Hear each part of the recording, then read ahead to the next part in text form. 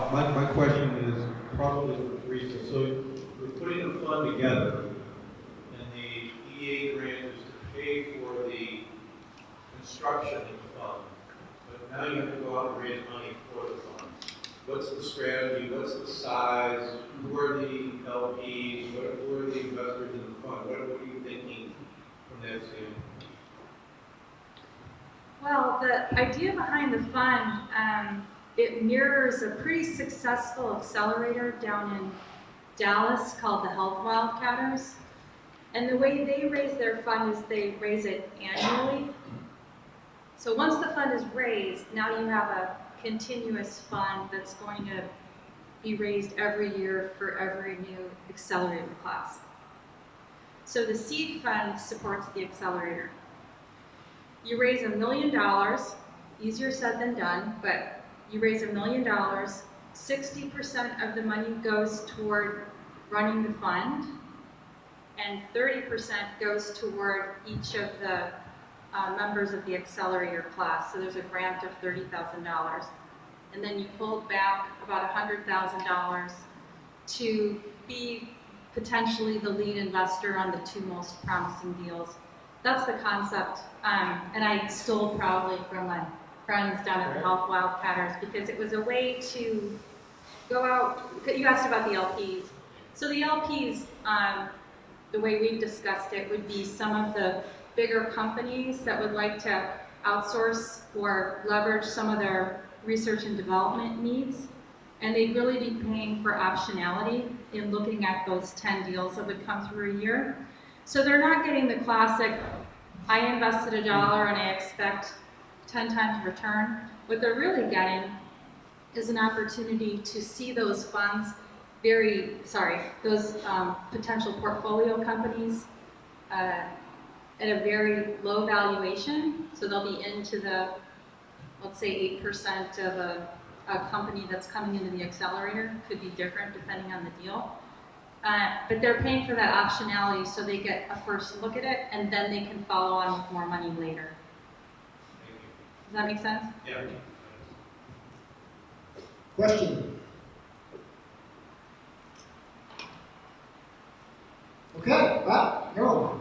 So I've invited some people here from Michigan Tech, from the various departments, and this is probably the first time I'm really hearing any of this discussion in any detail.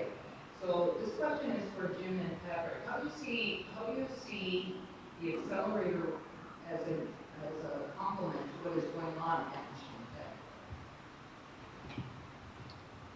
So I think there's potential in both directions. I think the accelerator has significant potential to enable advancement of startups from Michigan Tech locally.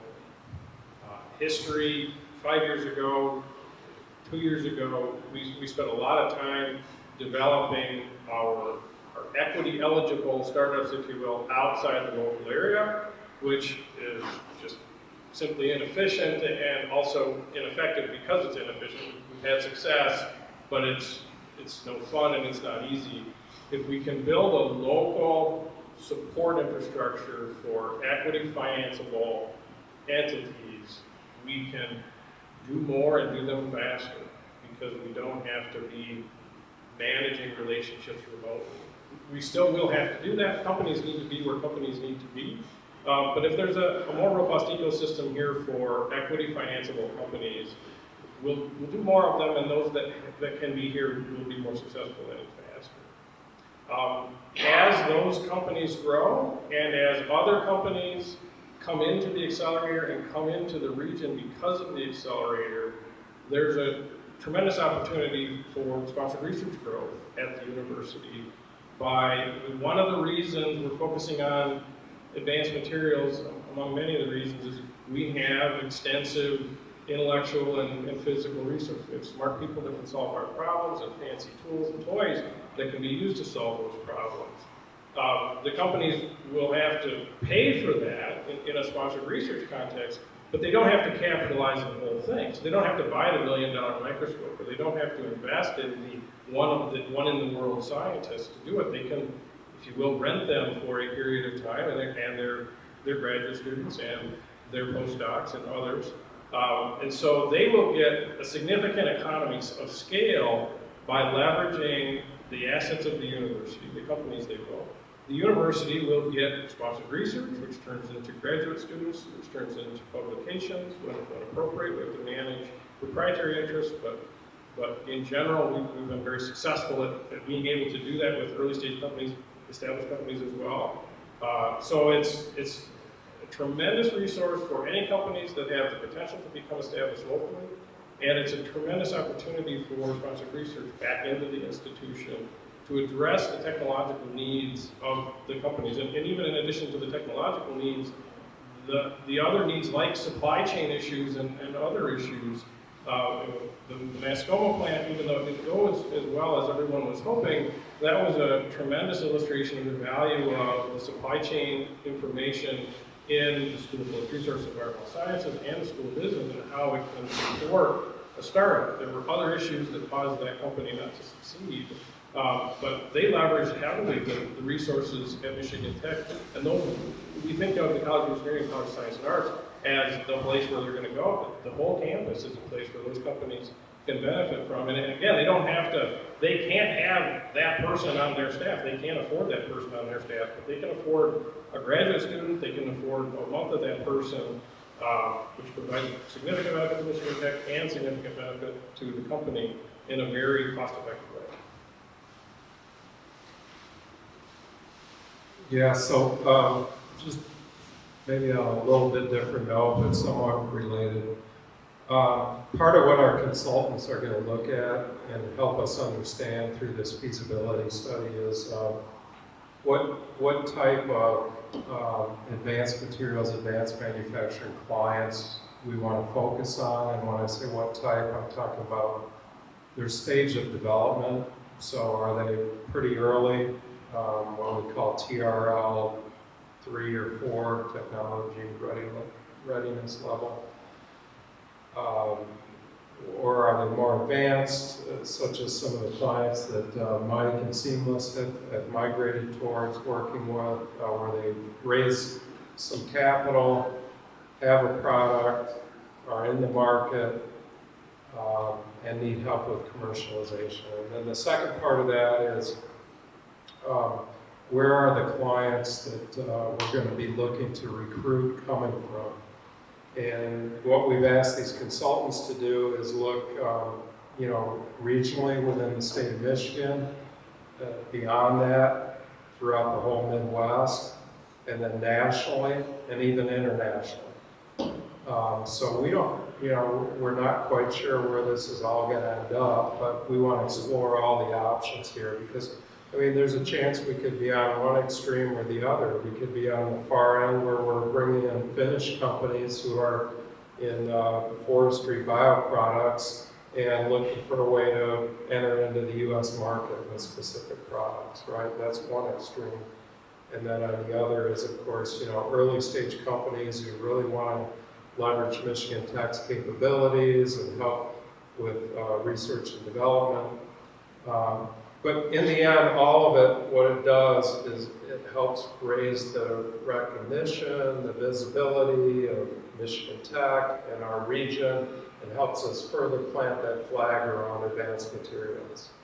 And that's what we're thinking we want to try to get to.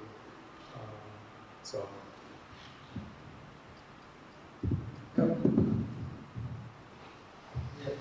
Jim, I'm private enterprise, obviously, and I'm not used to the university working. Some of the stuff that as we work with Michigan Tech, the IP comes up consistently again and again. I'm curious where Michigan Tech is heading in that direction. If private enterprise starts engaging with the university, we consider everything we do very valuable. Technology, and every time I won't say every time, but as we engage in it, we start looking at working with researchers at Michigan Tech, we think we ought to own property, and Michigan Tech has some of it, they think they want some kind of share. How do you plan to address that? So yeah, that's a great question. And the answer is it depends on who's providing what and who's doing what. What I can say is So every situation has a unique answer. Michigan Tech is a leader nationally in the proportion of industrial funding that we do. If you look at the portfolio of research at Michigan Tech compared to the average portfolio of research at a university across the United States, we do a very high proportion of industrial research. That is some evidence that from a contracting standpoint, we're doing some of the right things.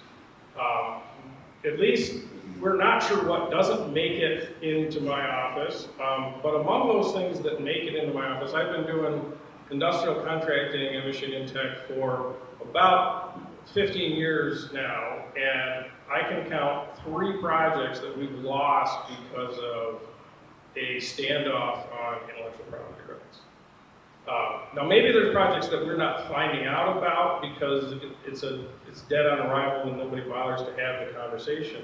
But when we get the opportunity for the conversation, the vast majority of the time we're able to get through that conversation in a way that's satisfying to the company, satisfying to us, and compliant with the federal and other rules that we have to live by. Some of our IP positions are mandated to us by functionally federal and or state rules.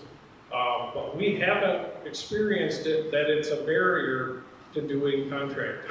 Again, that acknowledging that there may be things that we're not aware of. But once they come into the contracting office, we're doing billions of dollars of research, and you can say it again, in 15 years of doing that, we've lost 3. So maybe someone could argue that number should be 0, maybe someone could argue that number should be 30. But I would argue that 3 is a pretty decent number, and evidence that we're fairly skilled at finding the deal between what we can do, what we want to do, and what the company will pay for.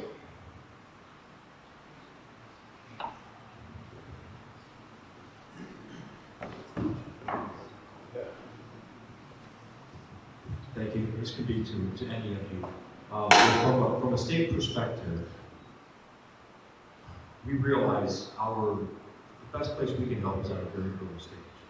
And Jim, you mentioned EdTrack, which really is a great program. It's an early stage funding program. The other one would be Proof of Concept Fund, which is brand new, University Proof of Concept Fund. And then we work with Invest Detroit. We fund the First Capital Fund and Invest Michigan. Frames around the Pre-Seed 2.0 frame. So I guess the question is, I think we're doing a pretty good job trying to cover the very early stage. What could the state do better? I guess is my question. What would help any of you in the process, in the perfect world?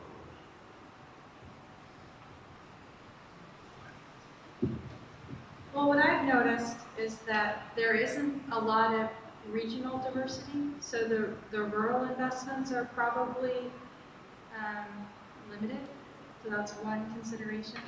And then the other, I guess, would be the diversity for women-led deals, although that's gotten better as we've gotten involved, because a lot of times Bell Michigan is leading a deal like that. We invest a lot with Invest Michigan, but that's what I've noticed. The last piece would be, and I don't even know if the state can support this, but once the businesses start to become commercial, the USDA, for example, has programs through their B&I program where it's very supportive of something where you're making an actual industrial investment. And I don't know if there's many state programs that sort of that take you to commercialization if you are going to start manufacturing. So those are the 3 that I would see. Be very thoughtful about whether or not you're going to leave a hole. And if you're going to leave a hole, how else is that hole going to get covered? And at least, I'm in a 5 to 15 year game, right? I'm not in a 6-month game. We had some feedback even on the MTRAC last time. Some of our oversight committees are like, this is all real early. If you're using metrics like jobs, then you're just kind of whistling in the dark. That doesn't mean we shouldn't have metrics, but we should be cognizant of the timelines, cognizant of the slog that it takes. We have to move in the right direction, but if we're moving in the right direction, continue to integrate those programs. So, here's always kind of the West Michigan answer, which would be, I think, don't try to focus on compensating for what the private sector is not doing, but focus on activating the private sector. Inspire the private sector to go places that they're not going, whether that's ag, that build a balanced economy. But putting early stage investments into things that no private investor will touch is not, incentivize, whatever we're doing there. For sustainability purposes, we've got to focus on as early as possible engaging, funders, founders, private sector. And then I think as we move into this era where I think we're not just dealing in startups and enterprises, we're also dealing in a lot of areas where public-private. So talk about mobility. So taking a really hard look at our policies and things that prevent creativity in that, in facilitating connection between the regions and public-private activity together. Those are, getting rid of friction in that system that may be based on old models or old mindsets, I think is what's going to give us, competitive advantage long term.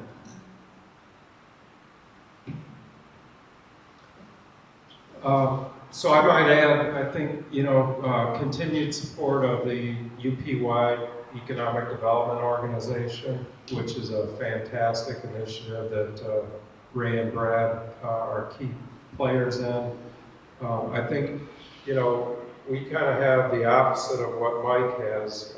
We've got the research university here in the backyard, but we don't have the major corporations, right? He's got the other. So having 1, 2, however many corporations or divisions of a corporation or a corporate research facility as a start, as a base up here in Marquette, Houghton, would just add so much. It would give us an opportunity to have something to build on. And so I think, that support is welcome. And I think the other area is, as the governor goes out and talks to other states, other countries, that this is included as part of what, from an economic development, that this message gets out wide, that the UP has a certain unique offering, right? And, I've read about the governor of Maine going over to Finland and doing all kinds of deals around forest bioproducts and different things. And so we once we get this offering pulled together in a marketing piece, presenting the different areas within the UP and what we have to offer, I think that would help us attract these potential startup clients here to the region to participate in the accelerator, help attract maybe some foreign companies looking to enter into the U.S. market in specific fields that match our geographic region. With that, thank you.